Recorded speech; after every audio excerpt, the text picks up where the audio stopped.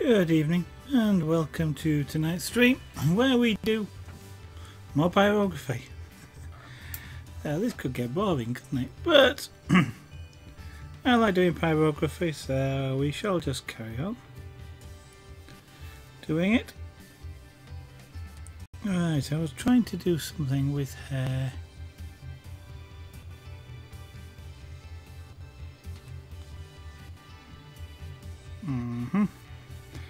And that pen had a hair on it, which doesn't help.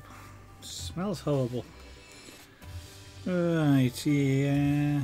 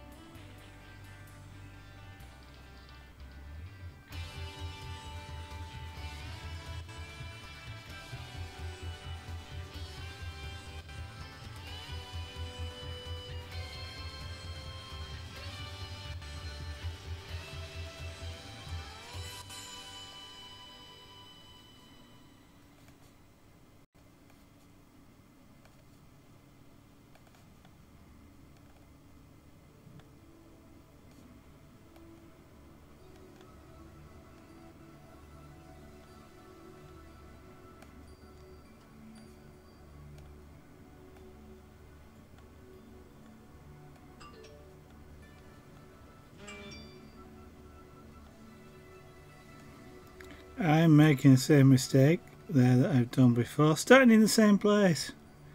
Shouldn't do that.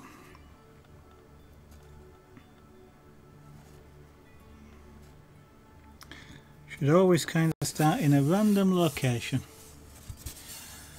as much as you can anyway.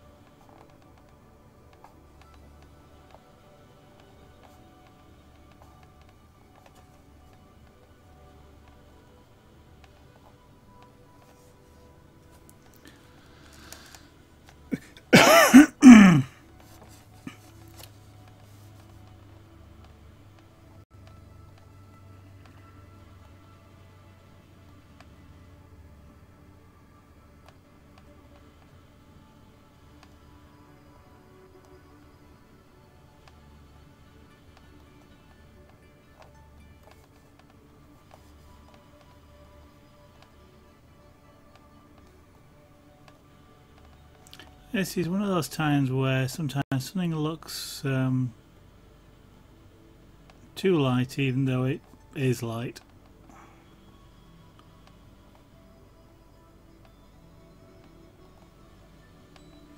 So just darken it down a little bit.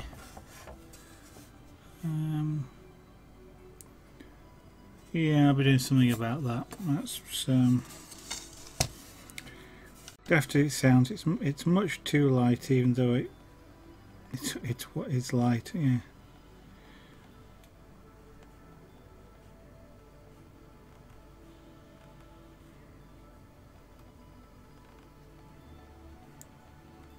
So we're probably establishing the actual colour tone of the hair round about now.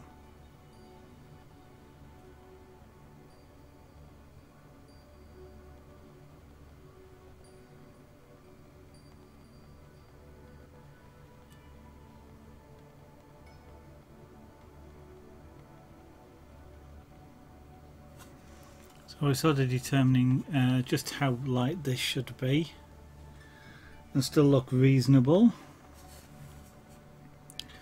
Reference wise, this is where the grayscale looks different, you see, to colour. Grayscale has this quite light.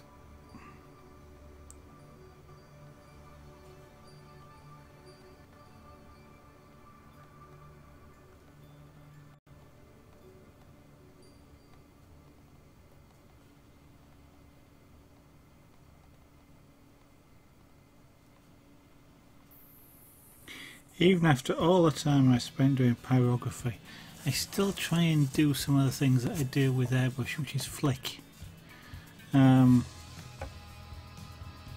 like a flick. Normally you don't do a lot of flicking, but you sometimes will sort of do a quick movement. I still keep trying to do that, even though that doesn't work with the pen.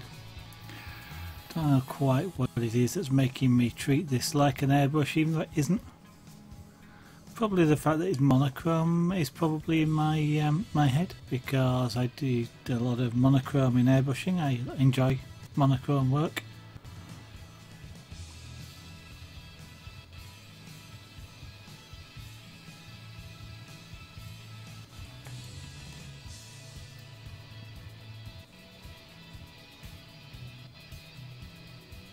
Yeah, I certainly need to soften that edge off, but that'll come afterwards.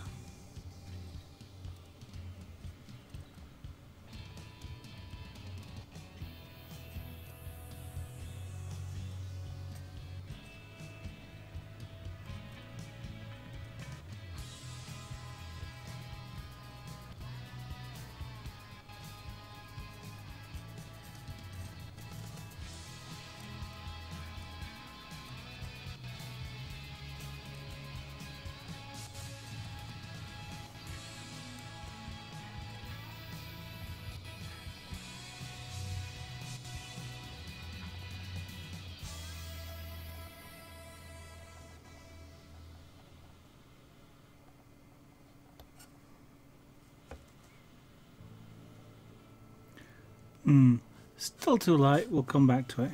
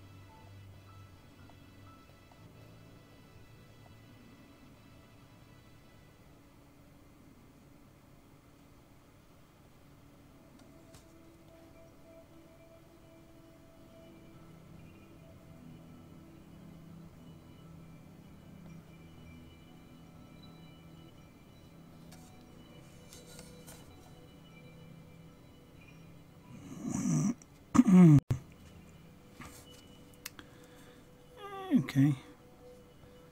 Now start filling these gaps here somehow with something.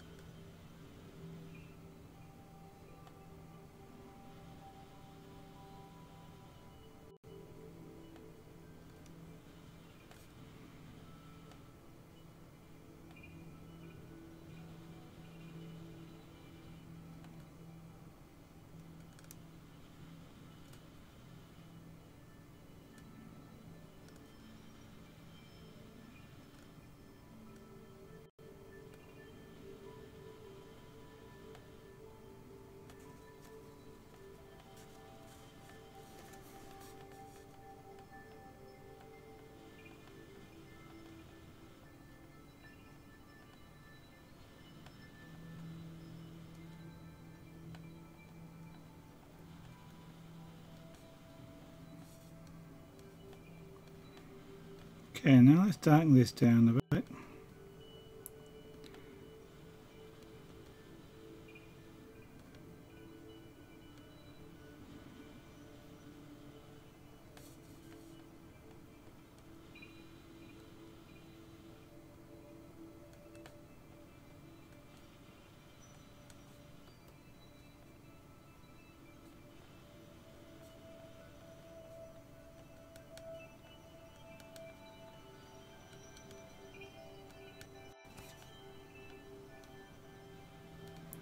The nice thing about this is there is already, the texture's there, a little bit of texture's there. That's enough variation so that when you see it in person, because of course the monitor and camera doesn't quite see with the same resolution, but there is an underlying texture to the hair that's here. So it's not like a solid block of colour.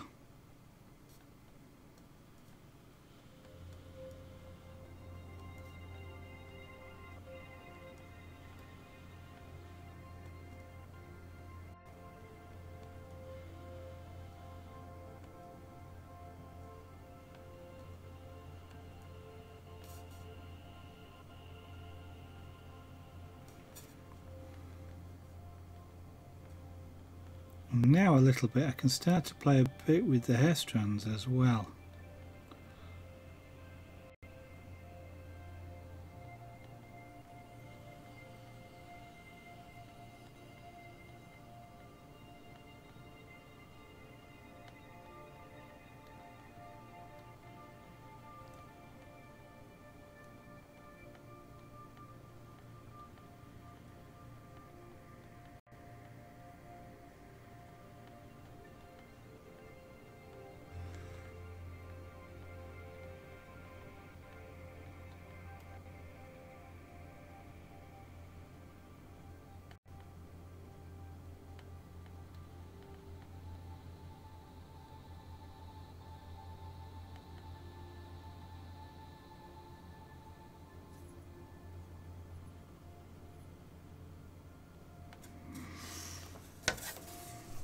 We can start and put in some of the sort of depths and dips in the hair, long strands, that sort of thing. It's a bit bright here, but we'll work on that. So that is starting to come together quite reasonably there.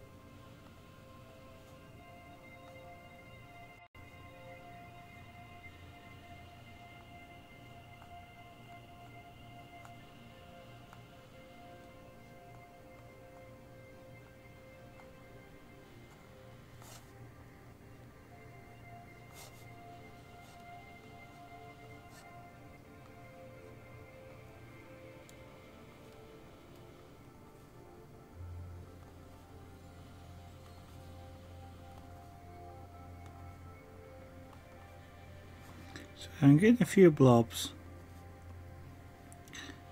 but in practice here I don't really mind that.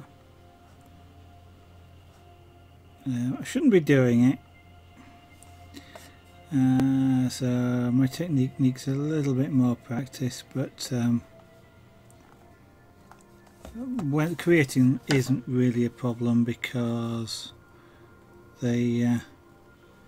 it's hair and it's, you know, quite styled, however you want to describe it. It looks rather fuzzy to me, but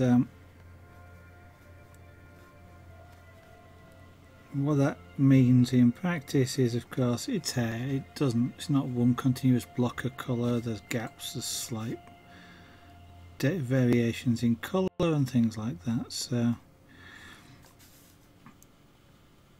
you know, you see that. So, you know, having a variation of colour which is caused by a blob, it's not really a problem.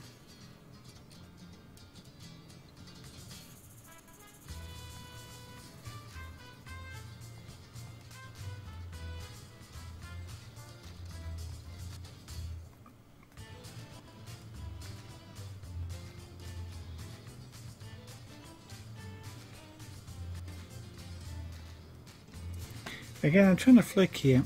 In some ways it's justified because the pen tip is hot, but effectively it's actually not doing a great deal to do that. I can slow down as I am doing here without causing myself too much difficulty.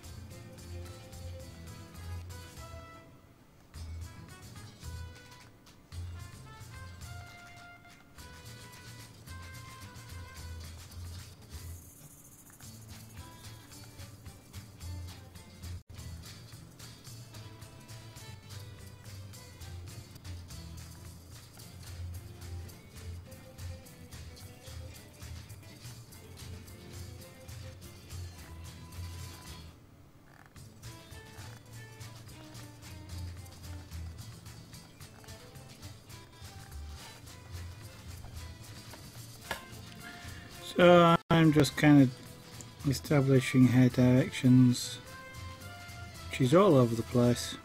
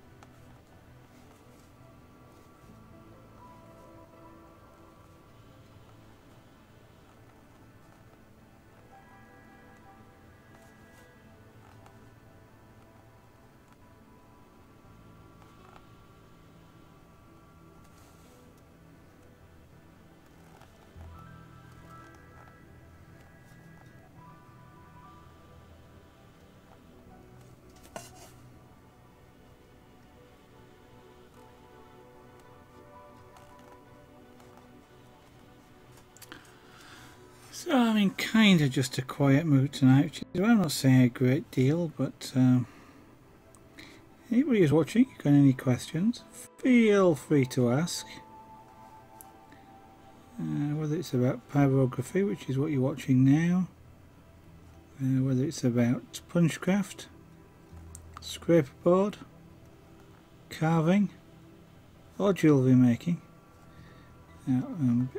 Because I do all three, 4 and 5, which is pyrography.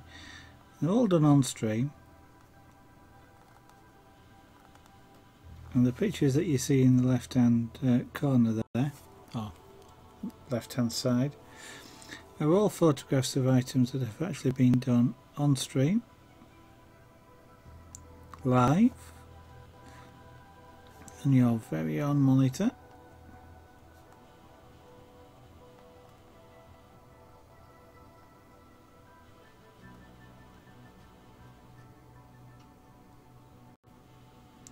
And indeed the jewellery items, such as that one that's being shown now, are also available for purchase at what I believe are reasonable prices, but I'm selling them. But you can take a look at them, as it says in the list on the left hand side, zarganart.etsy.com.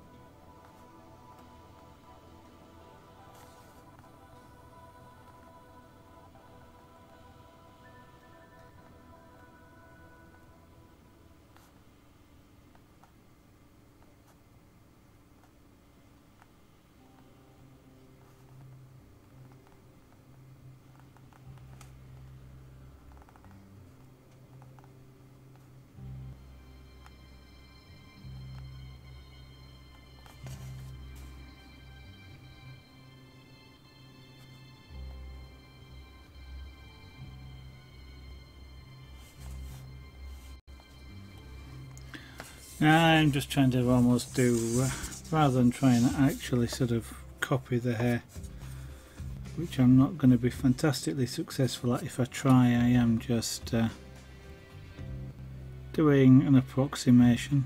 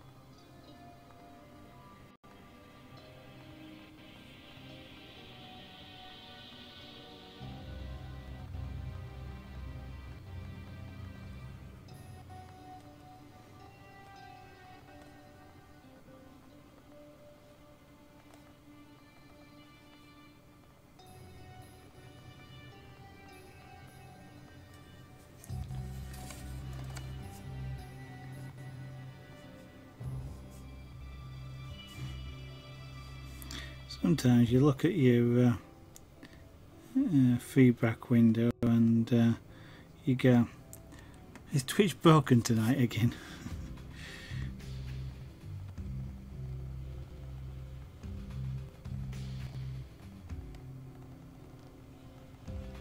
It's almost like holding a seance. Is there anybody out there? If you're lurking, that's quite alright. There is no requirement to say hello or anything like that. Feel free to continue to lurk. It would be really hard for me to say anything about that when that's precisely what I do in a lot of streams, is just lurk there. I watch the content, but I don't always feel like interacting. And in fact quite often I'm doing something else at the same time, so interacting really doesn't come into the equation, so to speak.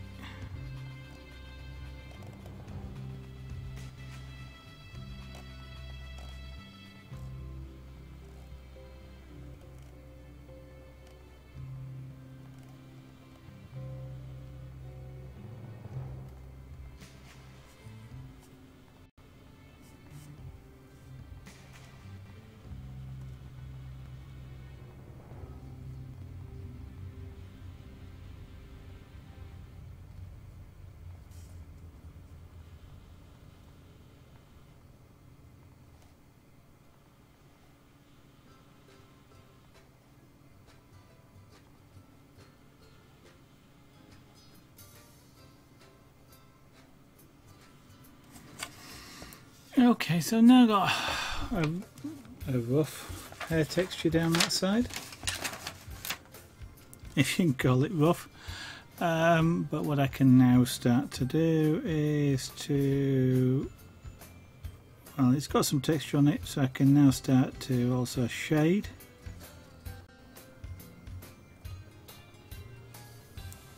And increase the texture levels because of that. And I can play some games of doing what I think rather than what I see, which is kind of the opposite to the usual mantra of draw, paint, whatever, what you see, not what you think.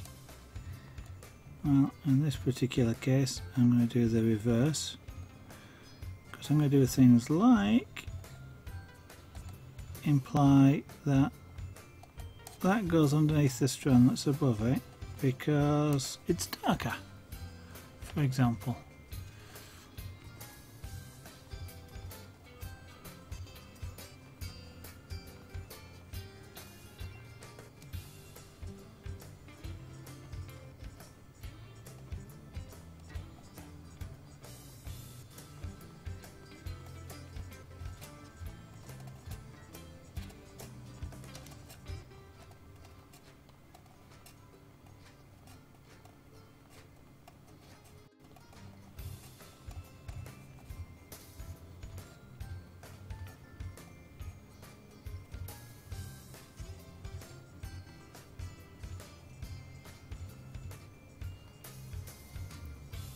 Now, generally a lot of this hair is actually too light, so we will and are just now toning that down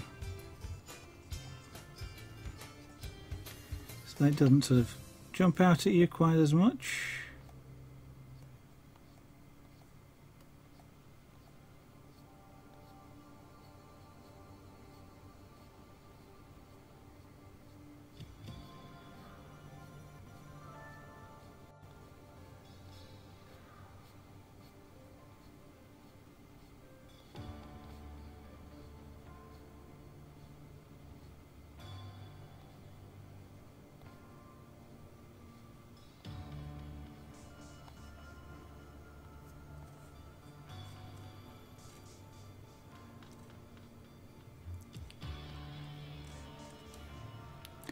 Yeah, we're going to be a lot more subtle colour changes. I think these are much too bright a range of colour or shade.